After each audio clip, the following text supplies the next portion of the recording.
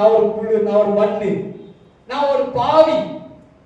ஜபத்துல அதிகமான சொல்லுவாங்க, நான் அயம் சின்னர்ல.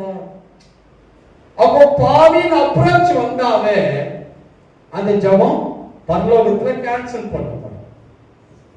ஏன்னா நீங்க வார்த்தை தான் எடுத்து பேசுறீங்க, அந்த வார்த்தை சூஸ் பண்ணி இப்போ மரணத்தின் வார்த்தை பேசுறீங்க, லைஃப் வார்த்தை கிடையாது, சாபத்தின் வார்த்தைகளை பேசிக் கொண்டிருக்கிறீங்க. அந்த ஜபத்துக்கு பதில் இல்லை, கேட்கப்படாது. அப்ப நாம் ஜபம் ஏன் கேட்கப்படலைன்னா ஜபத்துல நாம் சூஸ் பண்ணுகிற வார்த்தை சரியில்லை. ஜபத்தை பார்த்திருக்கீங்களா? ரொம்ப ஸ்பிரிச்சுவலா இருக்கலாம், ரொம்ப ஆவிக்குரியவங்களா ஜபத்தை கேட்பாங்க பாருங்க. அவங்க ஜபத்துல நெகட்டிவா தான் பேசுவாங்க, நெகட்டிவாவே தங்களை தாழ்த்தி ஜெபிப்பாங்க. அது தாழ்த்துவது கிடையாது.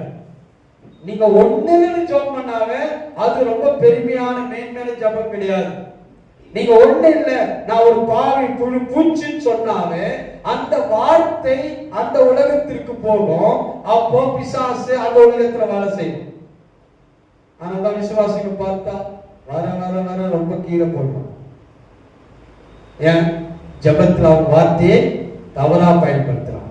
ஆனா ஆண்டவர் சொன்னாரு, ஆதாமுக்கு கொடுத்தா நீ மரணத்தையும் ஜீவனையும் சூஸ் பண்ணு. ரெண்டு இருக்குது அங்க, சாபத்தையும் ஆசீர்வாதத்தையும்.